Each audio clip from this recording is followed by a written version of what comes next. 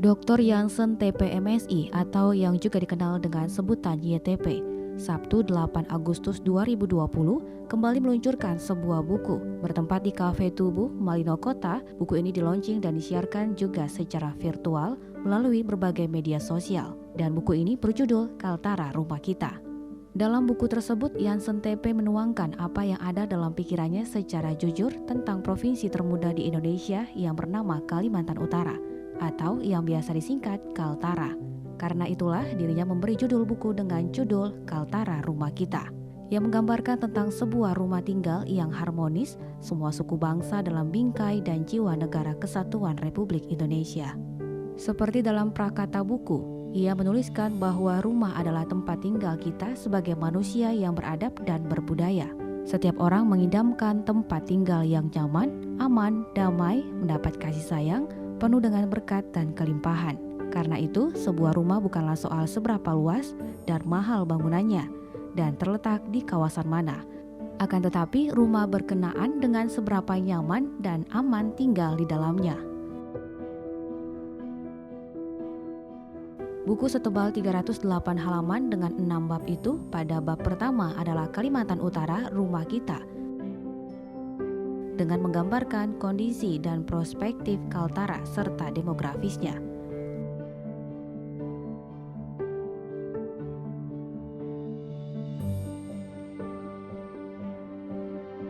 Kemudian di bab 2 mengangkat tentang budaya masyarakat Kaltara, yaitu nilai yang membentuk budaya dan budaya membangun bangsa.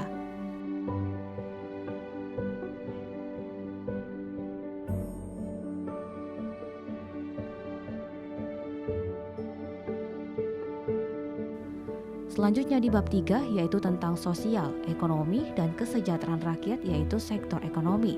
Paradigma pembangunan percaya kepada rakyat dan kesejahteraan rakyat. Di bab 4, YTP juga mengungkapkan tentang potensi sumber daya Kaltara, yaitu sektor-sektor potensial, peluang dan tantangan yang dihadapi serta harapan masyarakat.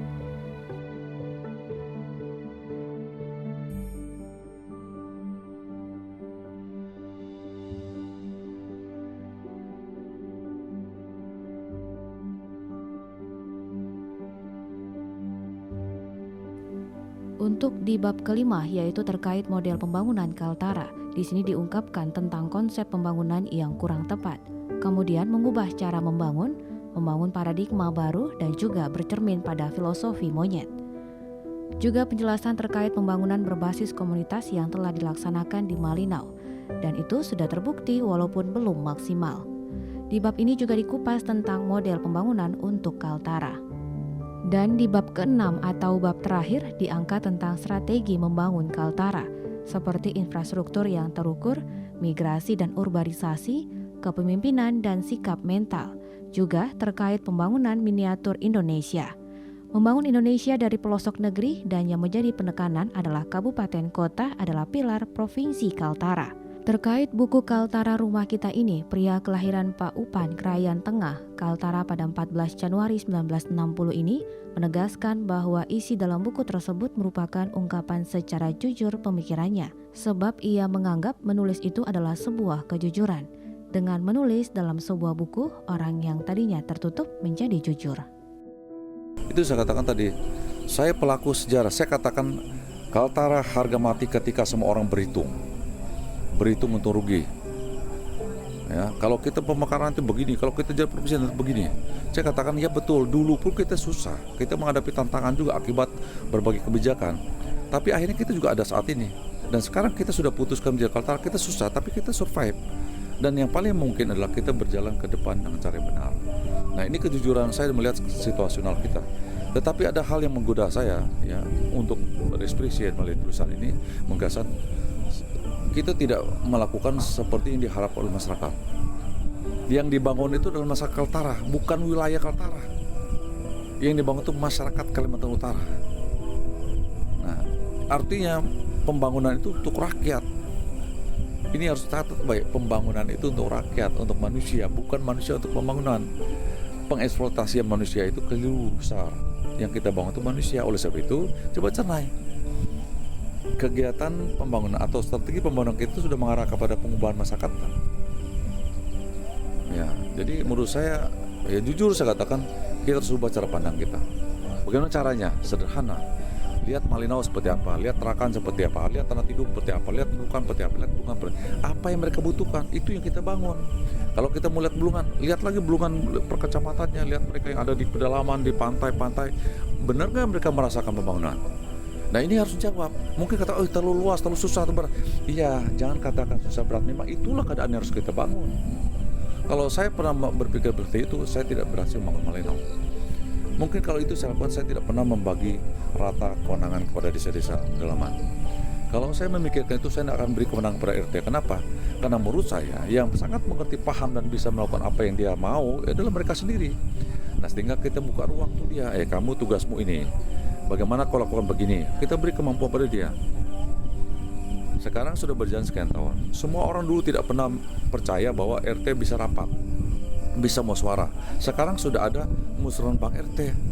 Mereka bisa sidang paripurna. Kepala desa pun bisa LKPJ, paripurna LKPJ sudah pernah. Dulu kan kita semua ragu, nggak mungkin. Saya katakan, kenapa tidak mungkin? Saya katakan mungkin. Kenapa saya katakan mungkin? Karena saya katakan mungkin, saya juga bisa katakan kamu juga bisa katakan mungkin. Tapi kalau kau sudah tidak mungkin, tidak mungkinlah sebanyak masa. Nah jadi psikologinya. Oleh sebab itu saya berpikir bahwa Kaltara ini harus dijawab dengan cara yang jujur. Jujurlah, Nunukan itu harus dibangun dengan karakter dia. Berilah. Itu cara membangunnya. Jadi buku ini bicara yang itu. Jadi jangan pernah meninggalkan rakyatnya. Makanya kabupaten dan kota pilar provinsi. Iya. Jadi berbicara ke SDM-nya Pak ya. Salah satu dalam hal itu ya SDM-nya. Tapi yang jelas orientasi lokus pembangunan itu ada di kabupaten kota. Itu saya katakan, saya tegur soal sistem pemerintahan provinsi itu terdiri subsistem kabupaten kota. Kalau bicara subsistem kabupaten kota, kita bicara subsistem desa.